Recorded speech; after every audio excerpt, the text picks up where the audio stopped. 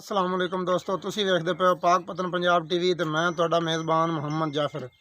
दोस्तों, सब तो पहले साडे चैनल नूं करो सबसक्राइब, बैल आइकन दा बटन दबाओ ताकि हर नई आने वाली वीडियो का नोटिफिकेशन तुहाडे तक पहुँच सके। तुसी वो वीडियो आसानी वेख भी सको और जानवर पसंद करके खरीद भी सको।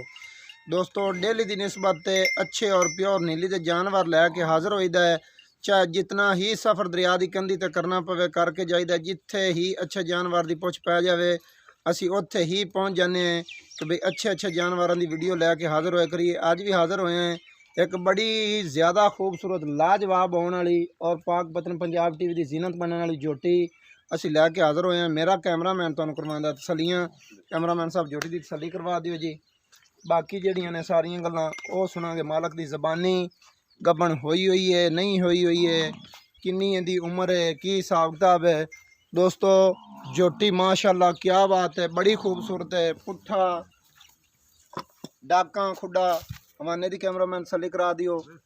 क्या बात है, लाटूआं वर्गे थण लगे हुए ने, गुल बड़े प्यारे ने, वंडा बड़ियां खूबसूरत ने। हुणे नाल ही मालूम होंदा है कि इंज लगदा है कि भाई जिवें जलोर कड्डी खड़ी है।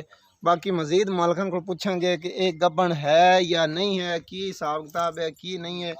कद जोटी को माशाल्लाह चंगा है, चमड़ी बिल्कुल बरीक है, पशम जिन्नी क है इंच दी है या 1.5 इंच दी है वो सारी ते बराबर है। बुच पाया होया है, अखां बड़ियां खूबसूरत ने, एक अख सफ़ेद है एक अख काली है। सिंगी चूर कुंडे सिंग लगे हुए ने, हटा ते विच काठां दे रखे हुए सूँ और सिंगी ते किंगरी भी है माशाल्लाह। दंदां दी रूह क्या बात है जी, क्या बात है। तो बड़ी खुशी है कि भाई हले तक दोंदी फिरदी है। मैं तो बनाई फिरदा सू कि किते ये चौगी छगी हुई फिरदी होनी है।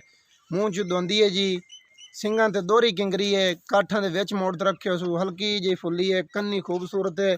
कैमरामैन साहब खुरां ले कोड़ी ले कोड़ी जी है बिल्कुल है नहीं कि भाई गोडियां दे विच मोटियां होवन ते गोडियां दे विच पहुंची हुई होंदी, गोडियां दे विच कोनी पहुंची हुई। कोड़ी बिल्कुल हिसाब किताब दी जचदी पई है, सोहनी लगी हुई, दुन्नी बिल्कुल निशान भी नहीं है। मजीद सारियां गल्लां जड़ियां ने, वक्खी जड़ी है वो तो माशाल्लाह बिल्कुल नज़र ही नहीं ना आती पई, ते कन्नी भी जड़ी है वो खूबसूरत है। जितनी आखी जाइए उतनी माशाल्लाह। वेख के रूह खुश होया कि भी हले मूँह च दोंदी फिरदी, मत्था जिड्डा कद है तो मूँह च दोंदी है। और जोटी बड़ी खूबसूरत है। ए कोई गल नहीं है कि भाई ये व्यापारी ने या इन्ना खरीद के किधरों मंडी मुंडी तो लियांदी हुई होवे, वो ऐसी कोई गल नहीं है। डरदी ही तां पई है कि जोटी दोस्तों घर दी है, व्यापारियां वाली नहीं हैगी है। मजीद बाकी सारियां गल्लां मालक की ज़बानी सुन लेने। गानी तुड़ा गई है, गानी जनाब इंदी जल्दी अड़ा तो उन्हें इधर सानू हाज़री लवाओ। तो बाद गानियां पाई रखे है।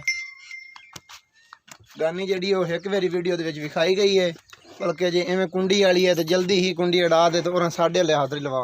अस्सलाम वालेकुम जी, की हाल है जनाब? नाम की है जनाब दे? मोहम्मद रफीक। भाई मोहम्मद रफीक अपनी घर की जोटी है, घर की मझ दी है? अच्छा, मां इंदी भी इस तरह खूबसूरत आई है कि लली पंजी आई? नहीं जी, बड़ी खूबसूरत है। अच्छा, चंगी मझ दी है। सही है। मूँह तो असं वेख लीए बई दोंदी है, बाकी सारा कुछ कैमरे की नज़र है। सारियां गल्लां हो गई। ए दस कि बई ये गब्बन है या नहीं है? एक महीना हो गया आधे हथे आस कराई है अल्लाह दे सपुर्द। एक महीना हो गया, नवें दुध आप खुद कराई है?